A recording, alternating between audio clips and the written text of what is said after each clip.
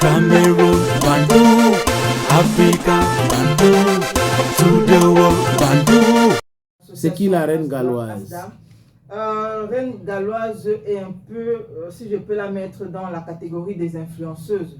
Avant, c'est une influenceuse. Je pense qu'on peut la mettre dans cette catégorie parce que quand même, elle a impacté la vie de plusieurs mamans. Les mamans qui ont des enfants malades, les mamans qui ont des enfants autistes en particulier.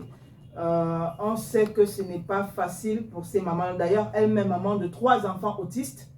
Donc, ce n'était pas déjà évident pour elle au départ, pour ceux qui la suivent sur les réseaux. Mais elle a tenu bon, elle a trouvé des voies et moyens de tenir bon, elle a trouvé des voies et moyens d'élever ses enfants seule, parce qu'il faut le préciser. Pour rappel, il faut dire que lorsqu'elle a eu ses enfants-là, son mari l'a quittée. Lorsqu'elle a eu les enfants autistes, son mari l'a quittée. Son mari l'a abandonnée. Pardon? Et que c'est le cas d'Ngassam. Ah, d'accord. Okay. Il y a beaucoup de hommes irresponsables ici dehors qui savent seulement Djedolo. Mais le reste, non. Donc, elle a trouvé, elle s'est battue seule avec ses enfants. Reine galloise qui aussi, c'était pas évident parce que les enfants ne se retrouvaient pas en Europe. Elle est basée en Europe. Elle était, parce qu'elle est rentrée au Cameroun. Donc, c'est une ancienne panamienne. Bon, oui. Pour le bien-être de ses enfants, étant donné qu'elle a testé quelques semaines ici au Cameroun, elle a vu que ses enfants s'épanouissaient mieux et plus vite au Cameroun. Je connais un gars qui a fait, il a fait venir ses enfants ici pour fréquenter. Il était à Paname aussi. Il s'appelle Guy. Il a dit, mon frère, je préfère l'éducation qu'on va donner à mes enfants ici au Cameroun que ce qu'on donne là-bas. D'accord. Oui. Donc, Reine galloise, donc, revenue au Cameroun avec ses enfants, va donc créer des associations, plusieurs associations donc, pour les enfants autistes, parce qu'elle en a. Et donc, elle en a combien? Les enfants autistes de Reine galloise. Je dis elle est maman de 3 enfants. Non, je veux dire, elle a combien des enfants autistes? À elle-même, elle en a 3. Maintenant, pour l'association, il y en a tellement. Tous ses enfants sont autistes? Oui. Wow. Tous les enfants de Reine galloise sont autistes. Donc c'est pour ça que je dis ça n'a pas été facile. Oui, je peux comprendre. Une fois que les enfants sont nés, le mari a... Oui, tu te rappelles de cette chanteuse gospel aussi du Royaume-Uni là. Son fils aîné est autiste. Oui. François Mbon. Et son fils aîné est autiste. Ah oui. Donc c'est pas évident. Et j'ai discuté avec elle, elle me dit c'est très difficile. Voilà, on se souvient aussi du film 2 avril de Noël qui sensibilisait sur la maladie. On a pris, je crois que c'est... Myriam Bikaï aussi. Oui, c'est un film. Myriam Bikaï aussi un enfant comme ça. Voilà, Myriam Bikaï. Il y a aussi le gars de l'Angleterre là. Oh là là, j'ai oublié son nom. Le petit frère d'Anne-Marie Tamo.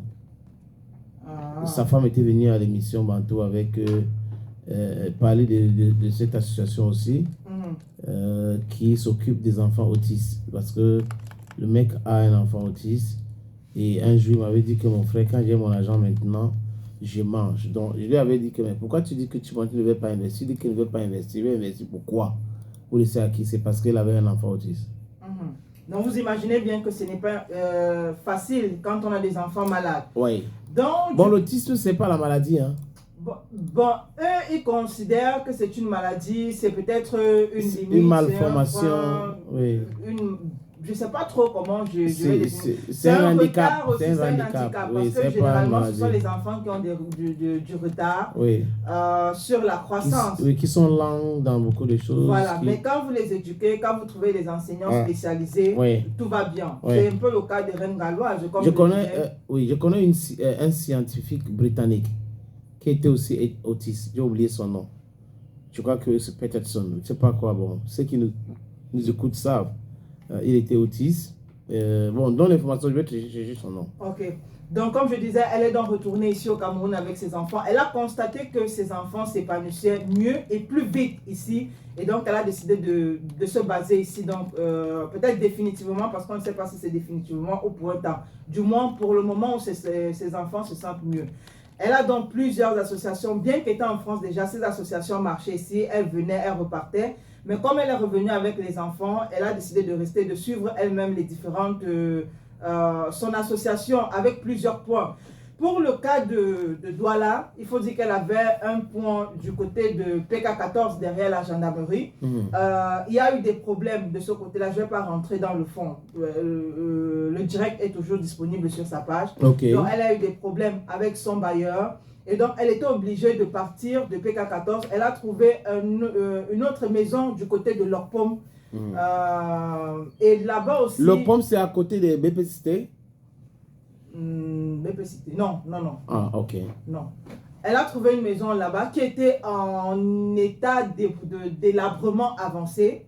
Reine Galloise a retapé la maison, comme on dit souvent. Reine Galloise a retapé la maison. Elle a déboursé un peu plus de 2 millions de francs. Donc, quand tu dis 2 millions, les gens peuvent penser que c'est petit. Il faut dire 2 bas. Bon, 2 bâtons, d'accord. Elle a dépensé beaucoup d'argent, si vous voulez, pour retaper la maison, pour remettre la maison à neuf, étant donné que ce sont des enfants qui ont une santé assez fragile, qu'il fallait placer à l'intérieur.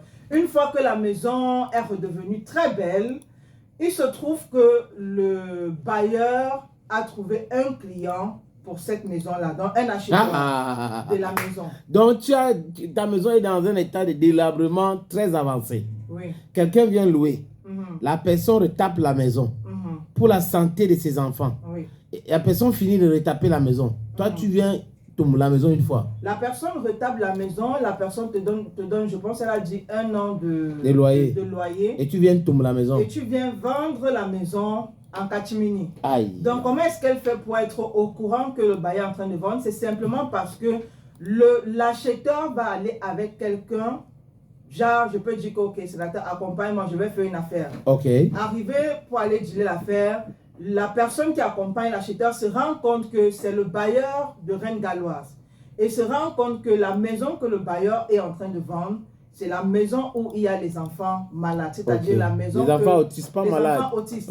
Dans la maison que Reine Galloise a louée pour 1 an, du moins une maison abandonnée, délabrée et tout, elle a retapé et tout, dont le bailleur est en train de vendre. Donc c'est cette dame-là qui va appeler Reine Galloise pour lui dire que là où tu es assise là, sache que où tu es avec tes enfants, on est déjà en train de vendre la maison.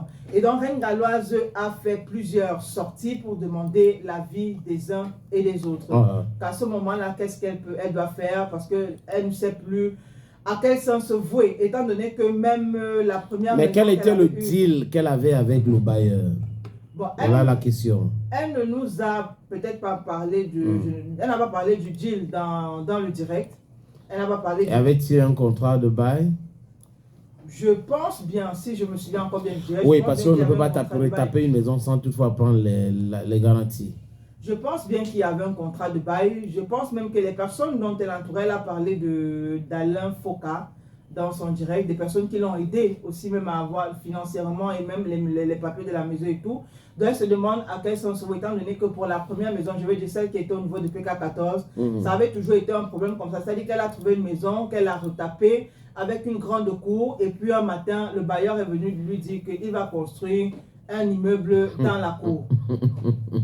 Donc aujourd'hui, Reine Galloise est en larmes. Elle se demande bien si elle doit continuer à aider les enfants, si elle doit abandonner continuer de vivre au Cameroun. Va continuer de vivre. Bon, continuer de vivre au Cameroun peut-être, parce qu'elle a des enfants qui s'y plaisent ici. Dont l'épanouissement est accéléré ici. Mais maintenant, elle peut vivre avec ses enfants en aparté, mais est-ce qu'elle va laisser donc cette action-là qu'elle avait entamée pour les autres enfants? Pour ceux-là qui ont des idées, qui peuvent aider Reine Galloise à se sortir de cette situation, vous pouvez bien sûr lui apporter votre aide via ces différentes plateformes digitales. Ok. Attends, tu as dit que on a vendu la maison en catimini, n'est-ce pas? Bon, en fait, je reprends. C'est-à-dire que le bailleur a vendu la maison. Le bailleur trouve un acheteur. En catimini. Donc, je voulais savoir. L'acheteur se lève, le sénateur, et va avec quelqu'un pour aller conclure l'affaire. Sauf que la personne avec qui l'acheteur va rencontrer le bailleur, cette personne se rend compte reconnaît d'abord le bailleur de Reine Galloise, mais se rend compte que la maison qu'on veut vendre, c'est la maison qu'a louée Reine Galloise. Dans la maison là où il y a les enfants, c'est Asda. Pour ceux qui passent à leur paume chaque matin, vous allez voir la plaque quelque part là, juste après le Carrefour Basson, où c'est écrit Asda, donc son association est quelque part là derrière. Voilà, je voulais juste comprendre. Catimini, avant d'acheter la maison, Catimini, est-ce que Catimini ne sait pas que la maison là est là pour les enfants? Bon, est-ce que c'est normal ce que Katimini fait? Bon, maintenant, Katimini devrait causer avec l'acheteur pour lui faire comprendre. Et c'est lui qui s'occupe de la maison même. C'est lui qui est dans la maison. Tu ne peux pas venir Katimini ne peut pas se permettre, n'est-ce pas, de venir acheter la maison alors que quelqu'un vit à l'intérieur. Il faut poser la question à la personne pour avoir la bonne information, pour qu'il n'y ait pas de problème. Mais bon, quelqu'un m'a dit qu'au niveau des PK14, par exemple, qu'il y a une femme, PK14, 16, 17, qu'il y a une femme qui arrache des terrains des gens là-bas. Ah oui, bon, je pense que son problème aussi est réglé déjà. On a réglé son problème? Oui. Bon, pour faire court sur cette femme qui arrache les terrains... Est-ce que c'est vrai? Elle est aussi déjà en train de perdre beaucoup de terrains. Ah oui, parce qu'on nous a dit qu'il y avait une femme là-bas, elle avait le tir foncé sur tout. Oui, c'est vrai. Mais elle est aussi déjà en train de perdre beaucoup de terrains. Donc elle a trouvé un autre Katimini qui est plus fort qu'elle. Bon, elle a trouvé beaucoup de Katimini quand même. Ok. Oui. Donc il n'y a plus d'histoire d'arrachage des terrains des gens. C'est fini. Pour le moment, il n'y a plus. Mais je pense quand même qu'elle a traversé les PK, elle s'est rendue encore bien devant. Je ne sais plus trop si les PK. Donc elle allait trouver garçon.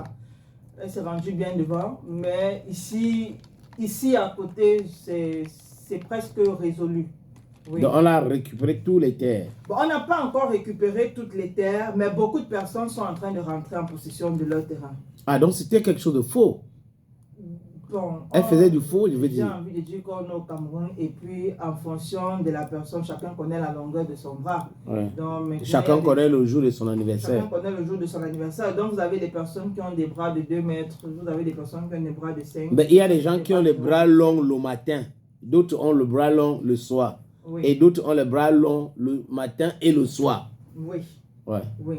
Bon, ce qu'on peut dire concernant cette affaire, c'est que voilà, la loi, elle est lente, mais elle reste la loi, ça suit son cours. Tu veux dire la justice? La justice, voilà. Donc, comme je disais, elle est aussi en train de perdre beaucoup de terrain. Elle aura même, apparemment, on lui aura interdit de mettre ses pieds dans la zone là. Et elle-même aussi, elle craint aussi pour sa sécurité, ce qu'elle ne faisait pas avant. Donc, donc les gens sont en colère. Très. Et parce que Katimini est passé par là. Parce qu'il y a beaucoup de personnes qui ont perdu beaucoup d'argent, les terrains et tout. Oui. Donc, vous avez des personnes qui sont décédées entre-temps. Et vous imaginez bien si mon père avait acheté un terrain et qu'on lui a arraché et la déprime, il est passé. Mais ton père a acheté le terrain, non? Pardon? Ton père a acheté le terrain là-bas. Je ne parlais pas de moi. Ah, je crois que... Je prenais un exemple. Je crois que tu parlais de père, papa Pierre. Non. Et que votre papa soit passé de vie à trépas, ça veut dire que le père, il a laissé les enfants. Vous imaginez bien, est-ce que les enfants font comme aujourd'hui? Oui. Donc, il y a toute cette colère-là. Et voilà. Ouais, trêve de blague, c'est très compliqué d'aller acheter le terrain et après, on vient te raconter des boubas. On récupère ces terrains-là. Il y en a qui meurent même à cause de cela. Voilà. Si tu n'arrives pas à supporter, ABC n'est pas très loin. Cameroun, Bandou, Africa, Bandou.